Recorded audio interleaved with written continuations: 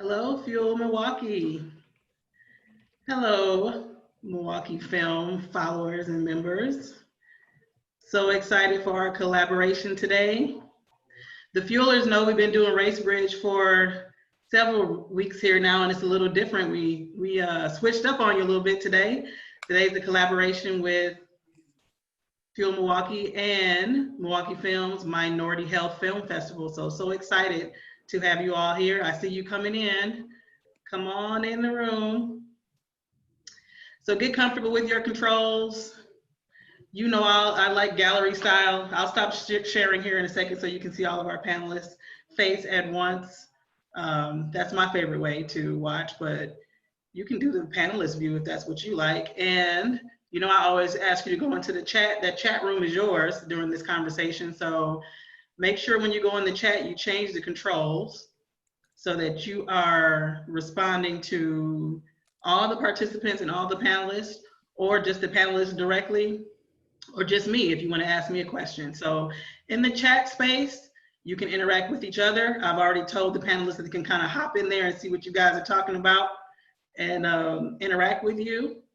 You can also ask questions in the chat, as we have folks that are kind of going to and fro in there and pulling out questions for us.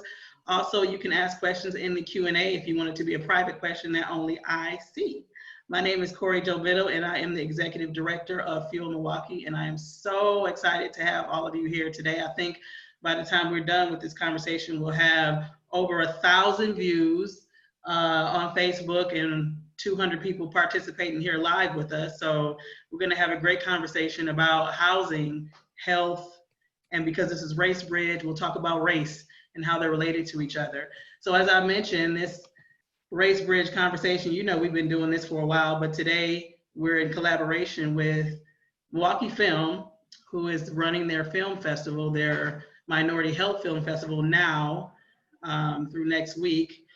Our conversation is about housing and health and how our external surroundings affect our internal well-being. In just a moment, I'll introduce the panelists you see there, but I want to take some time to recognize the sponsors for Milwaukee Film's Minority Health Film Festival, the Zilber Family Foundation and Manpower Group. Thank you so much. You guys saw on the website that there are movies and films associated with the film festival that sort of align to this conversation. One of those films is Cooked, which you'll see the trailer for during this conversation, and the others are listed on the Fuel website, so make sure you go there to check that out. Minority Health Film Festival is running now through September 24th, so make sure you go to the Milwaukee Film website to check out all of the films. This is an amazing effort, and the diversity of films is really amazing, but it's all around health, social determinants of health, considerations that are very specific to minority populations around health and your overall wellness. So this is for everyone. Milwaukee Film and the Froedtert Medical College of Wisconsin teamed up to pull this off. So make sure you check it out. Check out all the films that are involved. Okay. I'm going to give you a little taste so you can see what's involved here. You know what? I'm going to stop sharing really quick because I just want to make sure that I have my audio right. Yep, that's right. Okay, here we go. This is a quick overview of what the film festival is all about. So enjoy this, and we'll get started with the conversation. The 2020 Minority Health Film Festival offers a diverse variety of films and events that we just wouldn't be able to offer in the in-person cinema experience. But I think what really makes it unique is the focus not only on public health issues, but the issues that really concern communities of color. If you're looking for a reason to engage or to try it out, this is the perfect time. Just go to mkefilm.org/MHFF.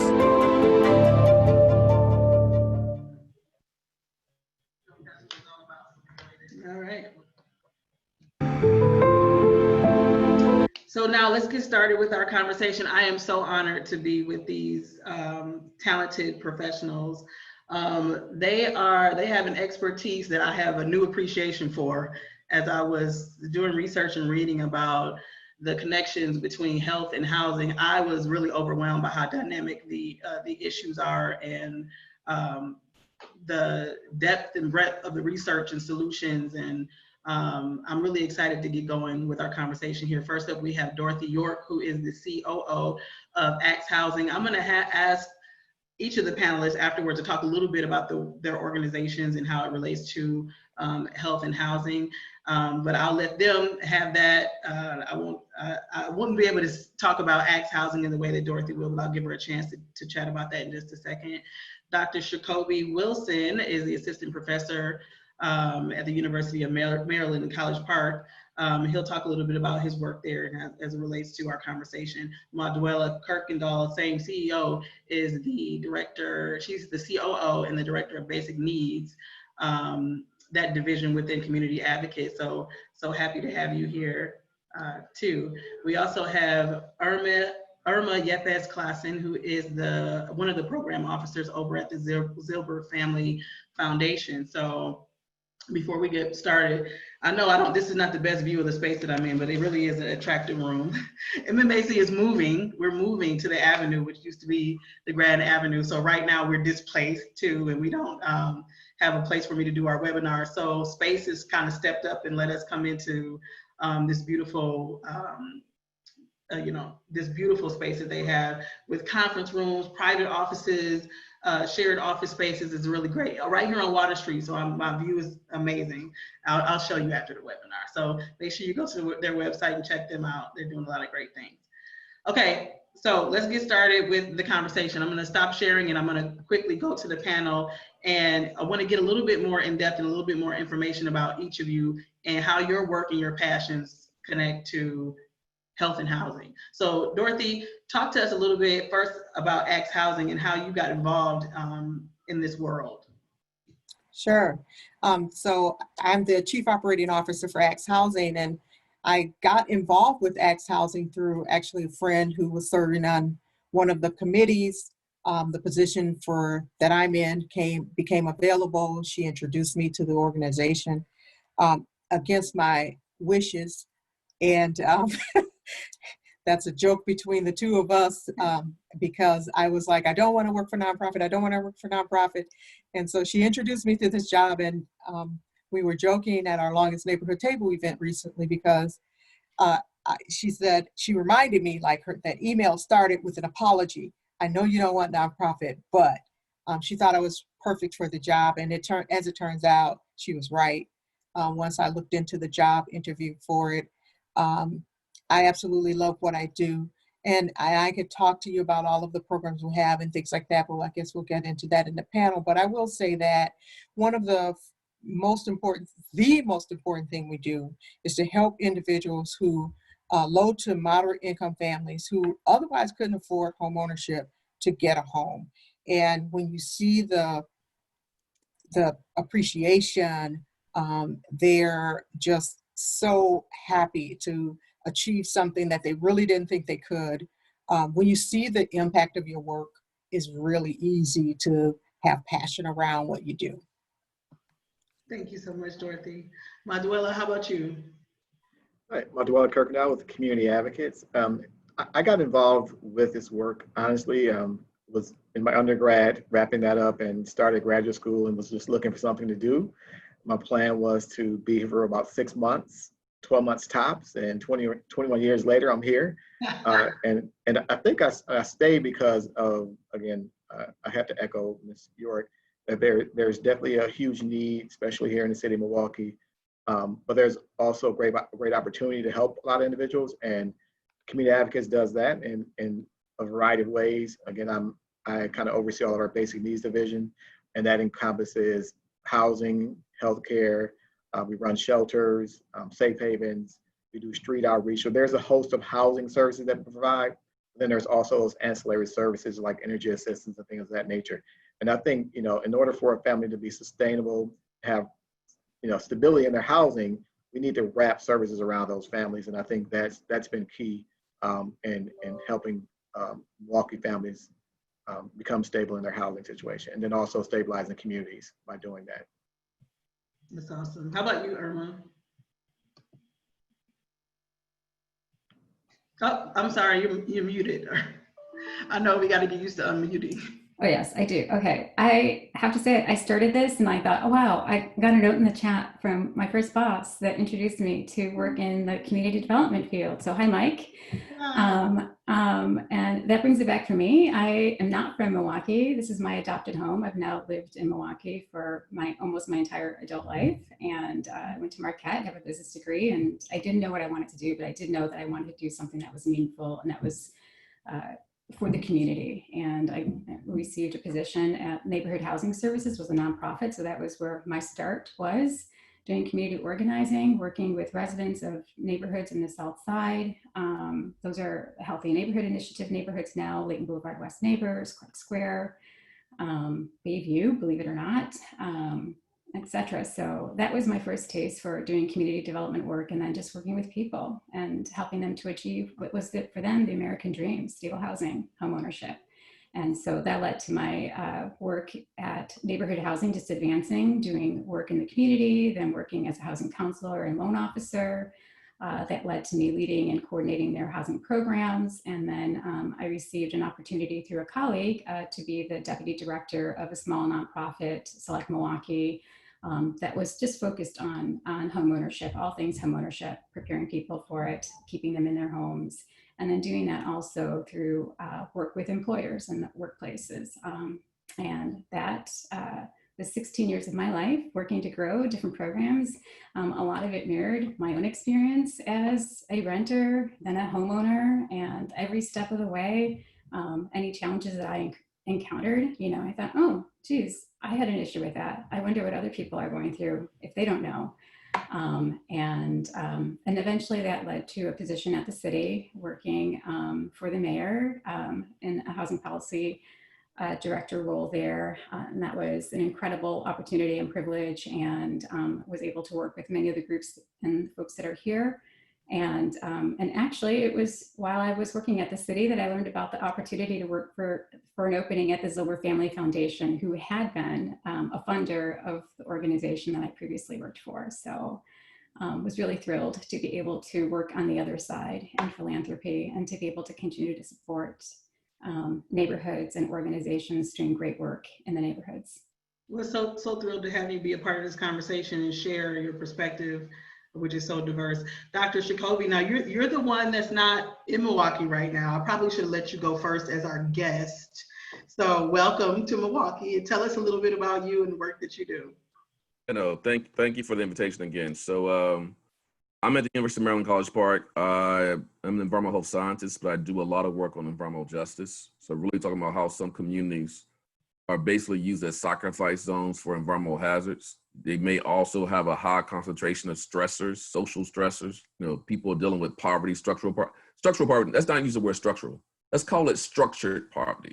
Let's not use the term structural inequality. Let's call it structured inequality. It's not by accident, okay? And then also saying communities may not have access to what I like to say is health promoting infrastructure. Housing is a social determinant of health, right? Housing is culture, housing is wealth, housing is health. And so for me, the reason why I'm here is I think, you think about environmental injustice is due to racism, systemic racism, right? And you think about racism on our policies. So you got racism in our criminal justice policies, economic policies, our food policies, educational policies, and also our housing policies. So I want to connect those issues and then talk about how when you're dealing with racism and housing, how they impact your health, not just when it relates to pest, mold, mildew, and dander, not just relates to energy efficiency and weatherization, also as relates to urban heat islands, right? And heat stress, and also other issues. So for me, homes are, as a microenvironment, are a very, very important part of how we live. And you got folks now who stuck in their homes who may be living in lower quality housing stock, which means increasing the exposure to allergens, right? Increasing the exposures to water vapor and humidity because of the mold. Increasing the exposures that are overcrowded to SARS-CoV-2 virus that causes COVID-19, right? Increasing the exposure to living near a highway where the pollution from the highway gets inside their home. So now the kid has another asthma attack. That's why I'm here, and also here to talk about solutions. So I'll stop. Thank you. Okay, no, that was perfect because as I was researching on this, and Irma and I were talking about this, this is not my wheelhouse. So I had to learn a lot to know what I don't know, and became really overwhelmed by the dynamics and the issues and how interrelated everything is. So I found this, the 4 pathways connecting health and housing. So I'm gonna show this because this was the thing that kind of helped me start to dissect what I needed to know. Now you all can let me know, and this is for the entire panel, walk us through each of these pathways and let me know if there's anything that's missing or anything that's not represented here. What I'm trying to do is give myself and the listeners a sense of the overall relationship between health and housing, and particularly in Milwaukee, race. Anybody can jump in.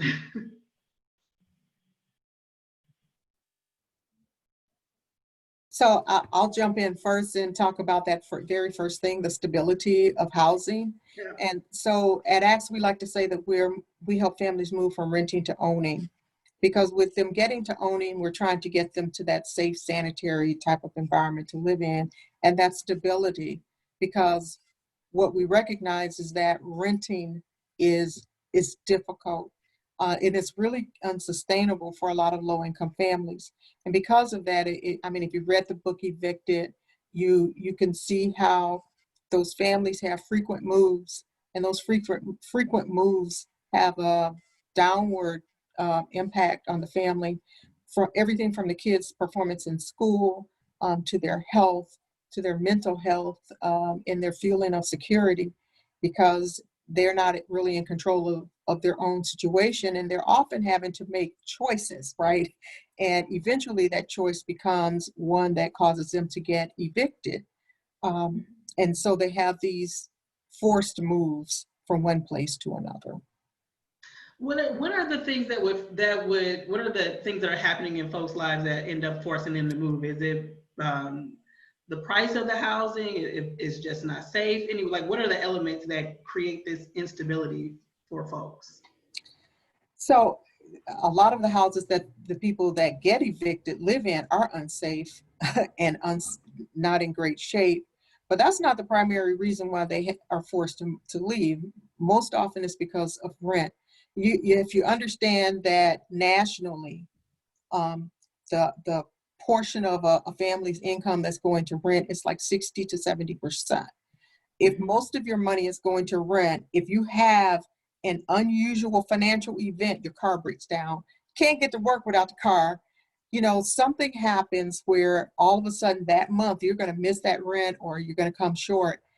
It's mostly that they can't pay the rent, and they can't pay the rent because it takes almost their entire income. And so anytime there's anything else that happens, then they are in trouble. Okay, so I'm going to show, this slide has a lot of text on it, but I'm going to show it because this is something that I found that helped me. But Corey, I like that other slide. I like that graphic. That's a really important graphic that you showed. Like it? Okay, I'm going to go back to it because I was going to ask you about the quality and safety piece, because you actually spoke to that in your intro. I'm showing this one just because of what Dorothy said around the affordability. So I like this because it kind of explained the definition of cost burden or severely cost burden. And I think most of us know this idea that your housing should cost around 30% of your income, not more. And there's this huge pocket of our populations in the United States that are spending up to 50% of their income. So that kind of speaks to what Dorothy is saying, like your car breaks down, if you have a hospital bill, if any one thing happens, it can throw off the whole balance of what you got going. So I'm going to go back to the other slide, Dr. Jacoby. Let's see. And Corey, can you put it in slide mode? Oh, there you go. Yeah. Yeah. And that's your last comment. So that's this whole term around this whole thing called energy poverty. So you got a bulk of their toward the rent, and then they're paying a huge amount of money towards paying for the energy bills. So it's a rent affordability issue, and you also have an energy affordability issue. So there's this whole, at least in the environmental justice sphere, there's this whole area of work called energy justice. It's energy equity issues. I just want to put that out there because there could be some folks experiencing, do you choose between paying for your medicines, your food, or your energy bill, right? And but getting back to this quality and safety issue, as Dorothy mentioned, you may have issues around, pests. I mean, you may have rental housing doesn't have good integrated pest management. So you may be dealing with pests, but there may be an overuse of pesticides to kill those pests, which then leads to exposure. And think about for children, right? Children are very susceptible to chemical exposures, and a lot of the pesticides that target the neurological system of the pests also do what? Target the neurological systems of children, okay? So that's one issue. But when you go down to the last part of this slide, and I'll pass the mic to another panelist, the neighborhood environment, I like to use the term just sustainability. So your home's proximity to infrastructure is important. So do you have just transit access? Do you have just food access, right? Do you have just access to schools in your neighborhood or in driving distance in your neighborhood? So those issues, because of your proximity of your housing and your neighborhood, also impacts health. So you have neighborhood level determinants of health too. So you have people who may be dealing this whole issue around food deserts and food swamps. The LaDonna Redmond, who's an activist in Chicago said those are the symptoms. Call it food apartheid, right? You got the food insecure, right? You got people who don't have access to mass transit. And you have some neighborhoods, right, rental housing that's near the highway. So you have mass transit, but you have idling buses. So you've been exposed to pollutants that is contributing to asthma attacks, heart disease, blood pressure, stroke, diabetes, cancer, birth defects, infant mortality, impacting life expectancy, okay? So I'll stop there, but your neighborhood is really, really important. Housing's part of that. And so how do we build healthy communities? Housing is a part of that. It's the anchor, and you build around the housing. You have to bring the infrastructure to the people. And you don't see that a lot of our urban neighborhoods, particularly those that have dealt with a history of segregation and divestment and disinvestment. Maudwella, it looked like you were going to say something. Oh, no, I think I've echoed a lot of that. I mean, what we're seeing also on a day-to-day basis is individuals being, facing housing instability because of domestic violence situations. And then the eviction itself creates instability going forward in the future. And so we spend a lot of time working with legal services, the courts now even on board with trying to seal records. So individuals that may face an eviction that may be dismissed, they would be on their record for 10 to 15 years. And now we have partnered and worked with them so that the eviction is no longer available to future landlords. That goes a long way because a lot of the landlords, especially here in Milwaukee, prey on individuals with evictions. And so you go from one bad situation to a worse situation. And so we work closely to kind of curtail a lot of that. And then also, again, in this criminal background, we're seeing a lot of landlords discriminating and not renting to people because of their backgrounds. And although there may not be a nexus to the crime they committed or they've been allegedly committed, and housing, they still won't rent to those individuals. And again, that drives them to some of those more scrupulous landlords that aren't taking care of their properties. And so again, going from a bad situation to another bad situation. I want to kind of get at the crux of this. When we were looking at the neighborhood and environment section, a lot of the research and the reading that I did talked a lot about how certain undesirable development or toxic machinery and wiring is placed in neighborhoods of, intentionally that are under-resourced. And I just want to kind of, I think what I'm feeling is that because I'm from Milwaukee, so our community is so segregated, and I feel like you can't separate neighborhood from race, and the economic depression and disenfranchisement that our Black and brown communities face are so tied to some of the structures that take advantage of the fact that they don't have resources to fight it. Dr. Jacoby, you spoke to this a little bit in the neighborhood and environment, and I know this is kind of your world. In cities across the nation, are you seeing the same things? I mean, I'm from Milwaukee. I've spent most of my life here, so I don't know if this is a consistent thing that you see in urban cities. Like how structural or how structured is this? Yeah, no, thank you for that question. And then, it's, segregation, is like exclusionary zoning, planning, and development. And actually, so the corollary to segregation is really gentrification. Both one is pushing you out and one is excluding you, but it impacts the same folks disproportionately, right? So segregation concentrates social risks, economic risks, and environmental risks. And you look at the history of this country. I mean, I just did I was telling y'all before, I've been doing a lot of lectures, and so I've been saying the same thing the last few days. But one of the things I mentioned, like zoning, right? Zoning, the first New York City, there's this book called Noxious New York. And it talked about why you have so much pollution in certain boroughs and not in other boroughs. That was planned because zoning was used to separate not just people from pollution sources like landfills, right, from waste, but also separate people from each other. And so that's why, Manhattan looks different, doesn't have the same kind of pollution burden that, the Bronx does, right? You can go to, there's a book written by Mindy Fullilove called Root Shock about urban renewal. And for many, communities, urban communities, what happened was the National Highway Defense Act, a lot of highways were built through our neighborhoods, right?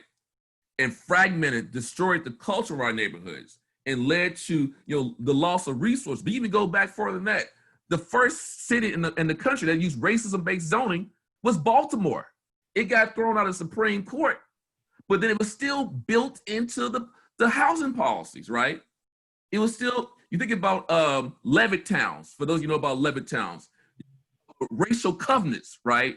So it's more than just redlining. There was all kinds of ways that housing opportunity structures were differential based on race. Let's get to redlining. Think about, hey, this neighborhood's people of color. We're gonna redline it so lenders, hey, avoid this area. Oh, this neighborhood's primarily white. This is primarily white. Oh, this is good.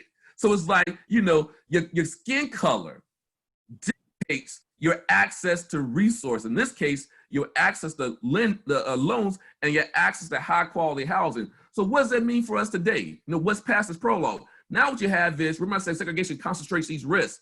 So now you have housing because of disinvestment, divestment, the lack of municipal service. You have neighborhoods that had differential access to food, differential access to transit. You have lower quality housing. You have folks that are dealing with pests. You have highways that built through our neighborhoods, man. You got, let me just say this. There's no reason why we should have communities with industrial hazards stacked upon stack upon stack near where people live. How you gonna put America first? You gonna put your kids first, y'all? We shouldn't have kids in housing with lead paint.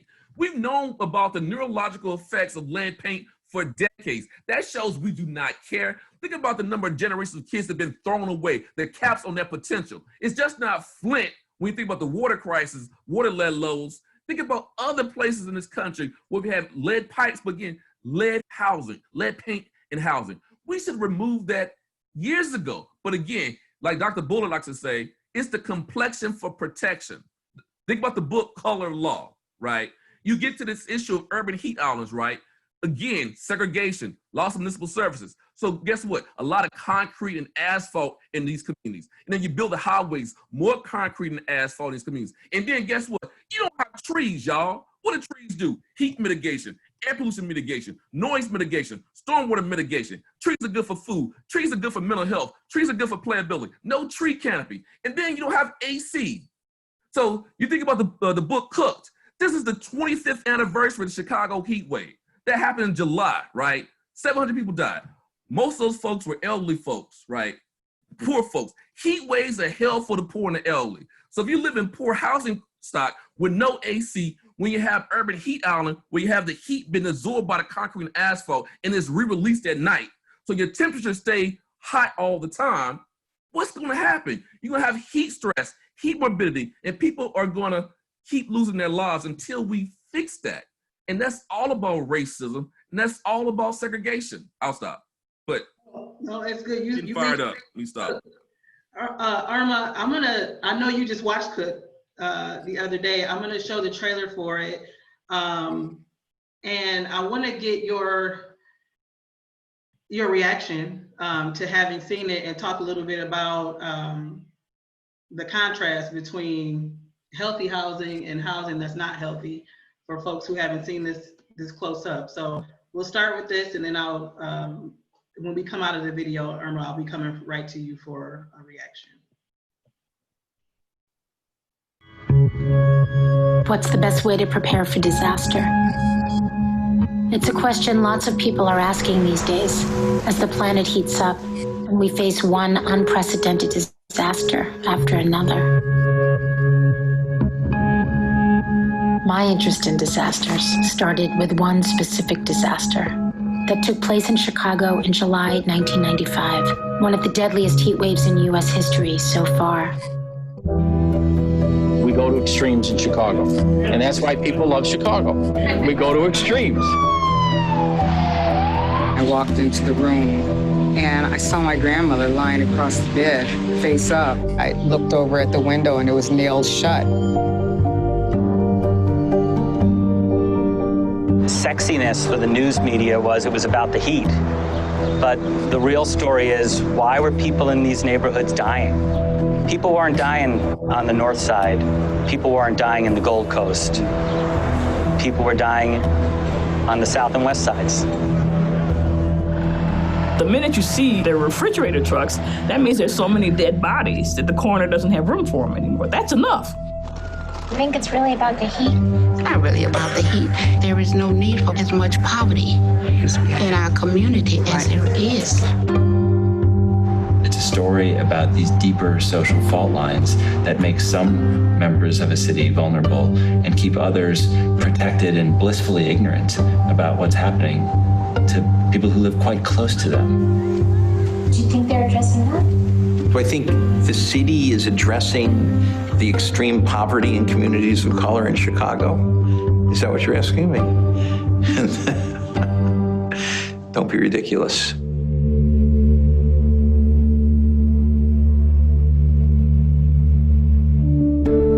So what's the best way to prepare for disaster?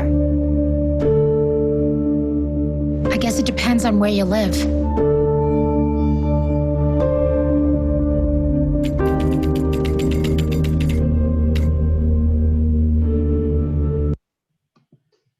So that film is affiliated with this discussion in the Minority Health Film Festival. Irma, you just saw it. What was your reaction to it, and how have you seen that play out in a different version in real life? Well, I grew up just outside of Chicago, so I was just thinking about that. And I actually grew up in a suburb just outside, it was a very much a working class neighborhood. But I remember driving through many of these neighborhoods and seeing the stark difference in the amenities and the lack of amenities that were there. And I think that that's really what drove the work that I do today, really wanting to make a difference and seeing the inequities and wanting to know why is their community so different than ours? And we didn't have a huge home. We had a small, typical Chicago ranch style bungalow, but we had a park district that we could go to and a pool that we could go to, sprinklers, yards, to play in safe environments to be. And it was really moved by that because, again, folks were victims in their own communities that they grew up with, and saw the change in how the lack of investment and continued disinvestment in the neighborhoods grew to impact their livelihood, to the fact that they couldn't even, many of them folks died because they couldn't open the window. They didn't feel safe enough to even just have simple air or put in a window fan or air conditioning. So I was really moved by that. And so, I mean, that's just, I'm still really moved by that because it's now a different experience looking back on that. What was that, 30 years ago? But I was in my youth at that time, so. So in the scenario that we just saw, I mean, I misspoke before and asked Irma, has she ever seen this play out in real life? This actually is real life, it happened. Yeah. and it happens in different ways. I think what I meant was locally, because that didn't happen to Milwaukee, but it still is under that pathway of quality and safety. Shows up in different ways for folks. Well, and you see it play out now. I was just on a call. Milwaukee United is a group that's been working on an agenda to address anti-displacement, and in some ways looking at how to implement some of the recommendations that came out of the anti-displacement plan. And how do we get past some of the inequities right now that are faced in many of the communities to get access to capital, to make improvements in the areas? How do we encourage investments, et cetera? So one of the great things I feel really fortunate about in terms of working for the Zilber Family Foundation is its dedication to enhancing the well-being of individuals, families, and neighborhoods by supporting the great work that many of these organizations are trailblazing and doing. You know, the work of Axe Housing, the work of Community Advocates and its Public Policy Institute in addressing health and housing issues. How do we help to support them? We know through our Zilber Neighborhood Initiative, our goal is to improve the quality of affordable and stable housing within neighborhoods and the economic well-being of the people who live and work there, and to make sure that their voice is heard, you know, that they're involved in the planning process, that their concerns for displacement or gentrification, whether there are signs of its presence or not, but that they're there so that, I mean, they see that the development is happening in some areas, but they want to make sure that it's not just going to speculators that are coming in and enriching themselves and leaving and have no interest in the community. They're all about, like right now, this big discussion about community ownership, local ownership. How do we get access to the same capital that's available to my white counterpart? You know, I live here, I've been in the neighborhood, I've seen it through its good and bad. I want to tap into some of that equity that's available that we know lenders will be willing to lend, but maybe are not lending to me because of the color of my skin, or because of the geography of the location of where my home is located or my business is located. So I don't know if that answers your question or not. I mean, it's very prevalent right now. And so we're here to support the organizations that are really working to address those issues. So I'm thinking, I was about to say, let's make it plain, and I immediately thought about church because that's where I learned that phrase from. But let's make it plain for the people to tie in everything that we've been talking about: housing stability, safety, financial burdens, neighborhood and environment, to health outcomes. So are we talking about, in some instances, it's obviously physical health. If your landlord has nailed shut your windows and you can't open the window, you know, in the heat wave, or if there are rats biting children, all the way to mental health, the stress of knowing that 50% of your income is going towards rent, and you're having to make decisions. You know, am I buying medicine, or am I, you know, paying the electricity bill? You guys work much closer to this than I do. What have you seen in people's lives, for people who don't know anybody who is living in these situations? What does it look like? What are some examples? What are some of the scenarios that you've seen and had to work through? Maudwella, probably I should ask you that one first and then go from there. Typically things happen on a Friday at 4:30. We're getting ready to close, and a mom is in our lobby with her kids in a stroller and has nowhere to go. And you know, oftentimes the conversation is, we don't spend a lot of time trying to figure out why she's there. We just try to find her housing right away. But you know, during the course of, you know, finding stable housing or temporary housing, we often find that usually it's a one-time incident that leads this person to housing. It's just that one. Something that's normal for like someone like us, you know, would kind of, we can get past it and we can stay in our housing. It doesn't take much for someone to end up homeless and out on the street. So we see that often. I think and you think about it, if most people care about their children. They want the same for their kids as everyone else does. They want stable housing. They want them to go to the same school. And for a mom to now look at her kids and they're sitting in our lobby, you know, waiting for the cab to get there to shuttle them to our shelter, it's demeaning. I mean, and then for kids who go home and their belongings are outside on the curb, I mean, that and their friends are seeing all of this, just from a mental health standpoint, I mean, it doesn't go away often. I mean, go away fast. So, I mean, kids carry that with them. We see them at our shelter, and then that's the other thing. Now they're leaving school, getting on a bus, and they're coming to our shelter and trying to explain to their friends like where they're going for the day. So there's, I mean, from the kid standpoint, there's just a lot that that's weighing on them that, you know, most people don't have to deal with. There's so much research about how people's health outcomes just improve drastically from the diseases that they have or don't have, their stress level, life expectancy. Dorothy, can you talk a little bit? The thing I like about X Housing is that you kind of get families through the whole process of like the home buying process, getting their financials in order, you know, reclaiming an abandoned or vacant house, and just really be helping to revitalize communities and becoming a part of a new community. It's so dynamic, the work that you do. But my favorite thing about it, when I go to the Longest Table event in person, is that you follow the families. It's like you really stick with them and they become a part of X. It's like its own family. What have been some of the turnarounds that you've seen once you see a family actually get in their own home, and what kind of improvements are they experiencing as a result of it? Sure. So I want to just, I'm going to answer that. I'm going to do it in a roundabout way, if that's okay with you. However you do it. I just wanted to comment on some of what Dr. Jacoby was sharing, right, about the intentionality of the situation we find ourselves in, where certain groups of people are relegated to this place that they are.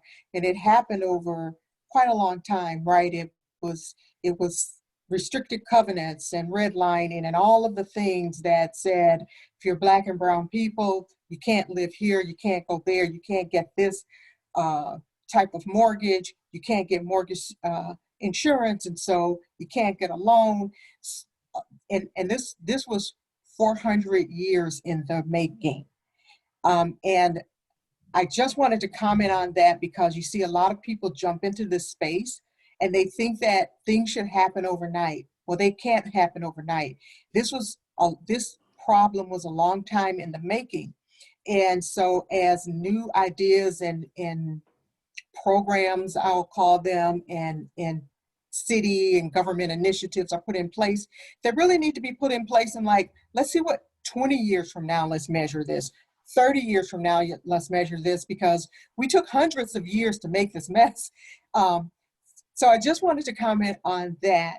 But I'm happy to be at X Housing. We've been in existence. We've been doing this work that we do for 26 years, right? And over those 26 years, we've helped over 2,700 families get into home ownership in the Milwaukee area primarily. We've helped them reclaim over 900 distressed homes that are boarded up and needed to be fixed up. I've seen people take houses that it's hard to even look at. How they saw the potential in it is beyond me, but they saw potential in that house, and they went for it and they rehabbed it and made that house a very beautiful home for their family. But one of the most dramatic, I think, kind of turnarounds is a young lady that bought a house through X Housing before I went to work for X Housing, but she's been very involved. She's been part of our Longest Neighborhood Table events. She's served on panels that we put together for alumni homeowners to talk about their experience and what they do and why they do it. And one of the things that she said was that, she pays her loan because in her mind, it's important for that money to be there for another family like hers.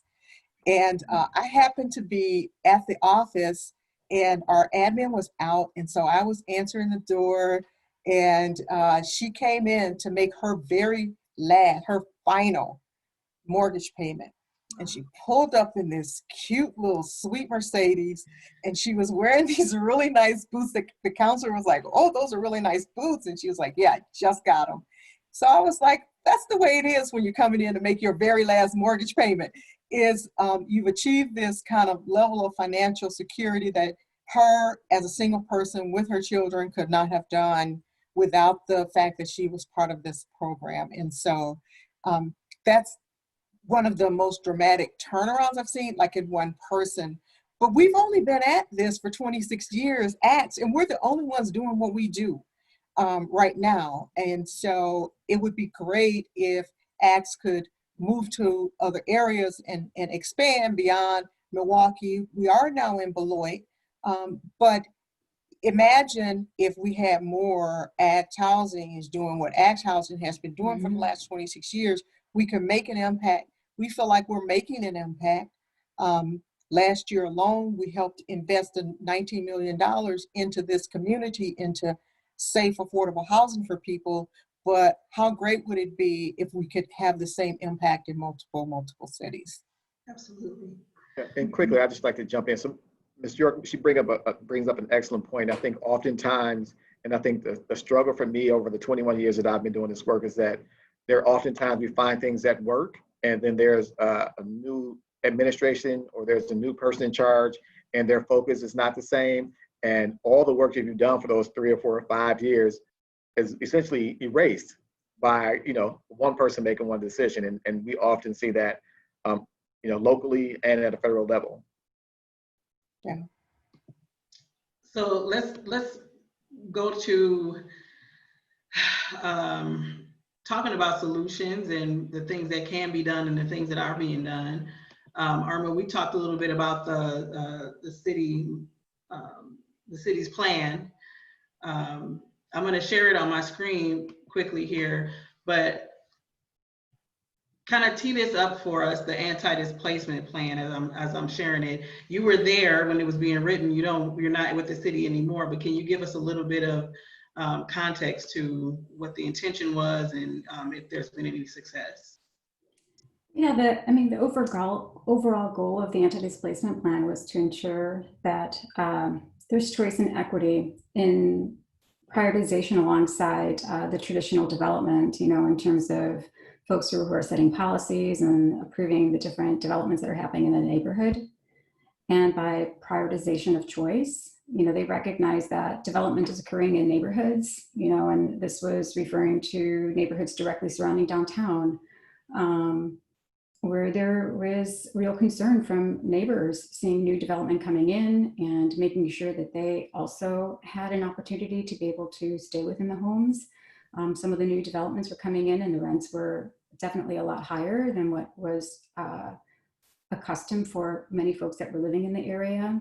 And so also making sure that there was equity so that the folks who were coming into the neighborhoods weren't displacing those that had already been there for a really long time. So it was really about making sure that choice and equity were being prioritized for folks that were there, and that their housing options and solutions that were available that would maintain affordability for those that were there, either through naturally occurring affordable housing, so homes that were already available that were affordable in the market, and then through potential incentivization of retaining a percentage of affordable units within different developments that are there. But the bigger thing was making sure that people from the community, people who live and work in the neighborhoods, were at the table when these decisions were being made, when the plans were being developed, when a new development was coming into play, that they could say, yes, this is what I'd like to see as part of my neighborhood.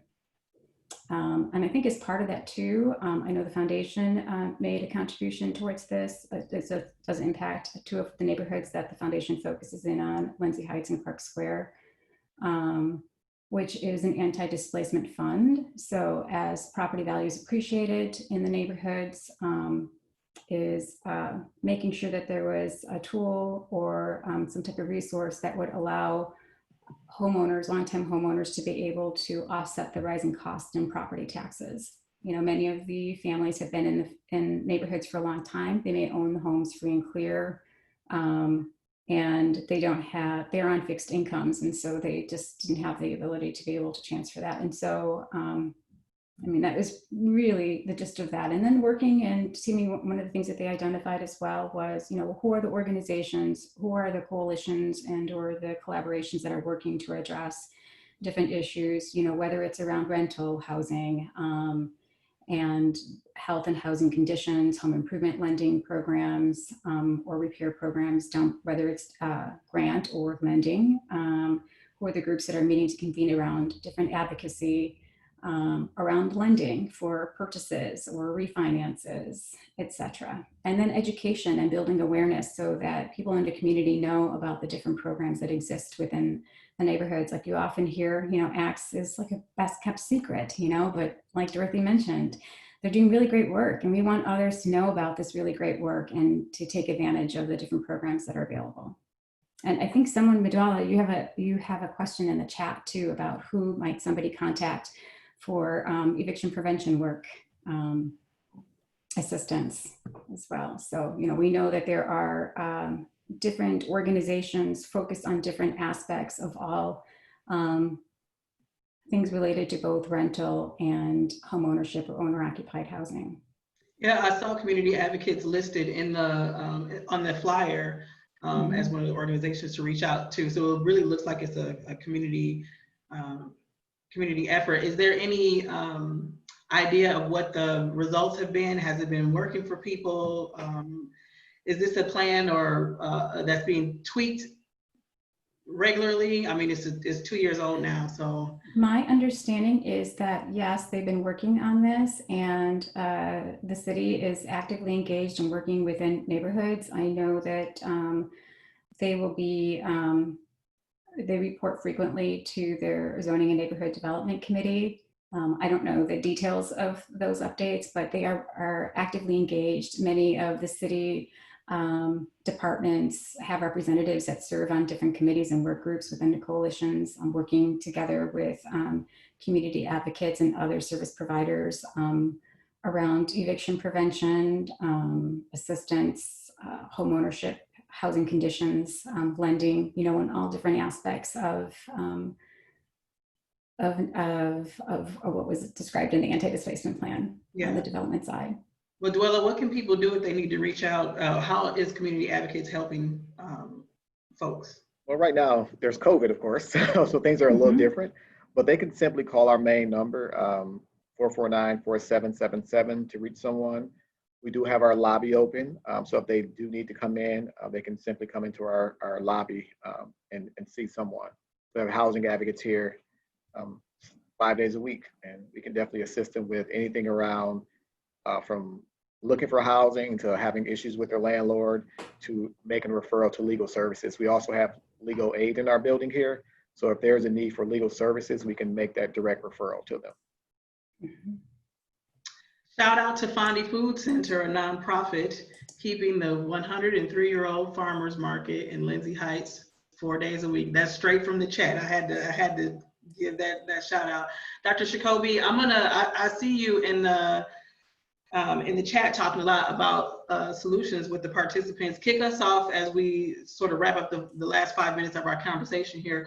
What are some of the things that are being done that government and communities can do and have been doing to provide more healthy housing options? Yeah, thank you again for allowing me to be on this panel. And I'm a high energy person, so I was kind of getting a little excited. But I think y'all are doing great work, and I love this concept of healthy housing. It's the home, but also the neighborhood, right? So I think I was putting in the chat, we got to invest in community. So how can we leverage community development block grants? How can we leverage tax incremental funding? I'm not a big fan of the opportunity zone stuff that's out there, because you'll give a rich person who's been polluting on you a tax break to pollute on you some more potentially. I'm not sure about that, but some of y'all may like opportunity zones. But those type of, how can we have more leverage over those funding mechanisms that allows for more equity and make it more community driven? In Baltimore, they have equity planning boards, neighborhood-based planning boards. You have the ANC structure in DC that kind of works and sometimes doesn't work, but more, so you have your district, but you got a liaison, a community liaison who's the voice for the community. How can you leverage that more? You have land trusts. Is there a way to do housing trusts and bring in Historic Preservation Act? One of the things we got to do when it comes to neighborhood health, we got to bring the resources back to the people. Bring the jobs back to communities, bring the schools back to communities, bring the grocery stores back to communities. That means investments. And one big thing for me as relates to the urban heat island issue, we need to have more urban agriculture. I got a micro farm outside my house. I pick okra every day, y'all. I love the smell of okra in my house, okay? That's an important way to do food forest. Man, you create jobs, you create new microeconomies. Let's remove some of the highways and byways that are our communities and that intrusion of pollution into the houses, right? Into the housing. Let's put in more greenways. Let's do food forest. With stormwater issues, that would help with heat issues, that would help with contact with nature. We have a nature gap in a lot of our urban communities because there's no trees, y'all. So that's a major solution that have major opportunities. We have to make sure that you have anti-gentrification, because what happens is there's this term called green gentrification. You do all that work, you do greening, and then because you didn't put the work on the front end to make sure everybody benefits, it still can lead to displacement. So I'll stop there, but thank you again for the opportunity to speak. Absolutely, so happy to have you here. Anybody else want to jump in on the solutions end? Yep, I think for us, I mean, briefly, we spent a year, almost 2 years, talking about solutions for rental housing situations, and we will be in the near future opening our partnership with all the other organizations, our Rental Housing Resource Center. So there'll be a one-stop shop for people that are experiencing issues with landlords, looking for housing and things of that nature, need legal services. They'll be able to come to this location, but we'll have all the housing partners there. So community advocates, Legal Aid, Legal Action, STC, Mediate Milwaukee, Housing Resources, Inc., and a host of other services at our location. So that will be key in addressing some of these issues that we're talking about. I'm showing your website now. This is the homepage on your website and quick links to a lot of your services. Quickly tell us a little bit about the work you're doing around COVID-19. Yep, right now we are one of two providers that are providing rental assistance to individuals that have been affected by COVID-19. So individuals that can't work, can't find jobs, and they are in a rental situation, they can come here and we can assist them with rental funds to secure their housing and make sure they're safe and stable. And then if there's a need to move, we can help them with relocation and things of that nature. So we are doing that. And then also on the energy side, because energy burdens is relatively high, we can also provide with energy assistance. They do not have to come into the office to do any of those services. They can do everything online or over the phone. We made it as simple as possible for individuals. Irma, any last words for the participants? I would just say keep doing the great work. We are thrilled to be able to partner with organizations that are working really closely with neighbors and residents to provide much needed services to address housing quality, home ownership, and access to equity, and to continue to support those efforts. Thank you so much. How about you, Dorothy? So I appreciate the work that Community Advocates does with renters, but renting is so unsustainable for so many people.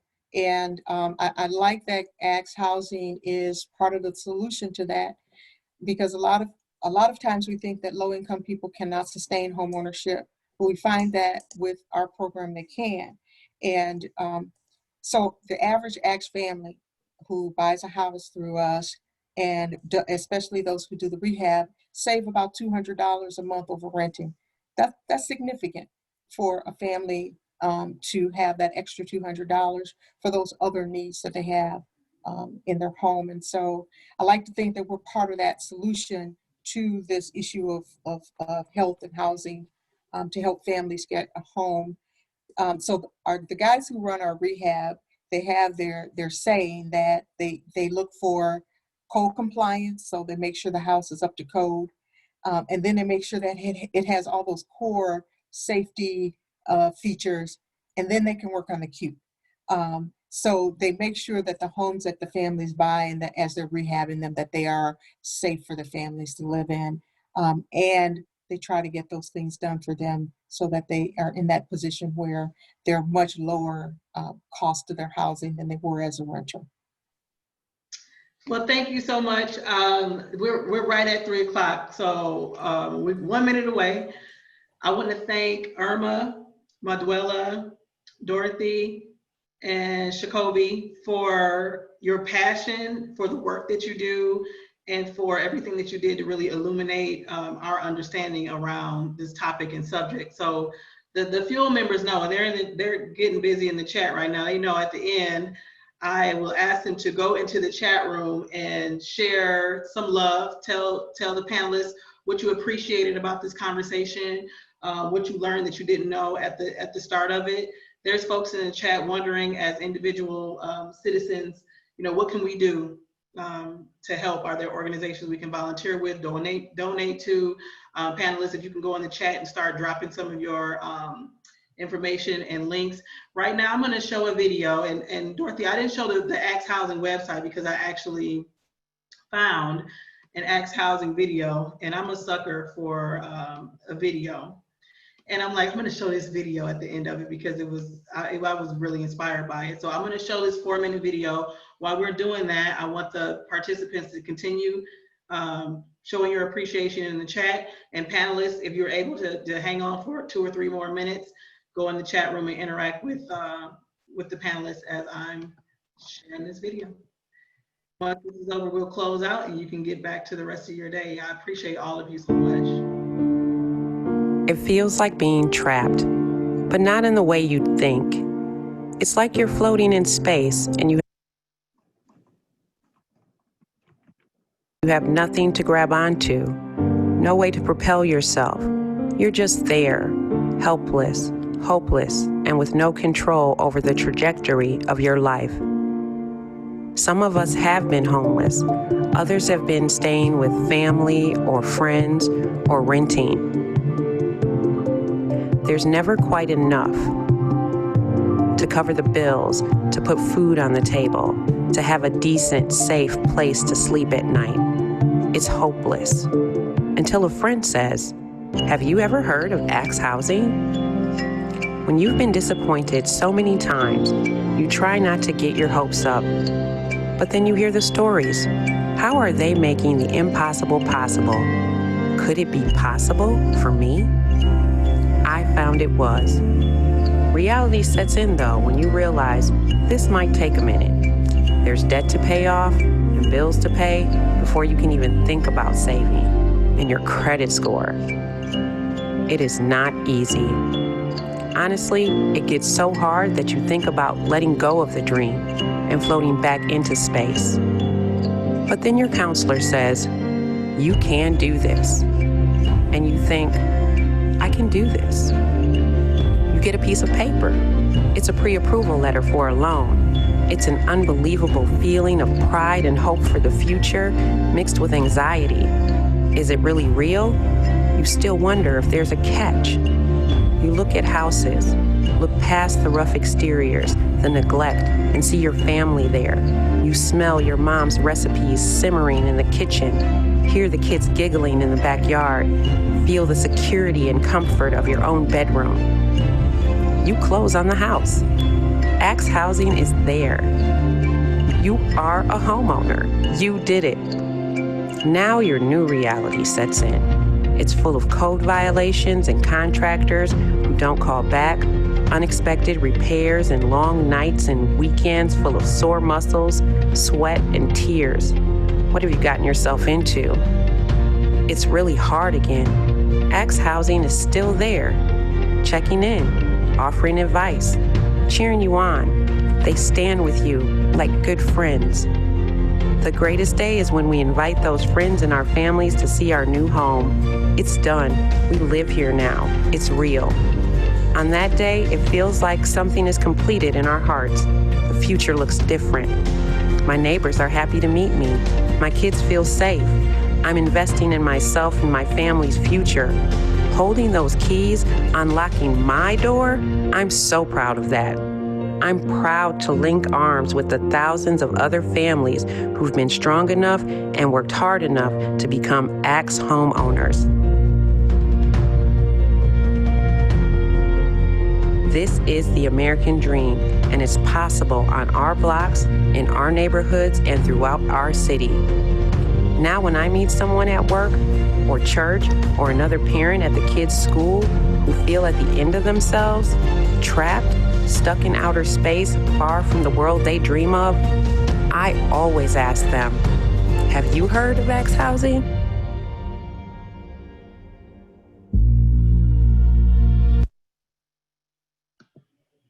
I love that video.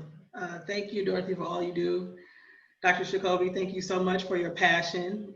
You're one of us now. You got to be a part of the Milwaukee family.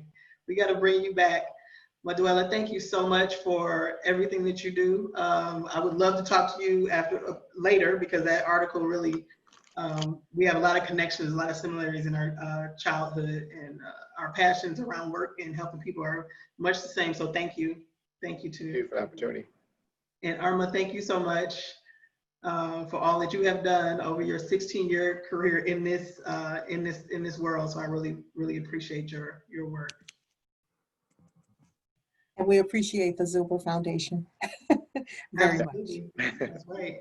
That's absolutely right. So this was a great conversation. We covered a lot of ground in the hour.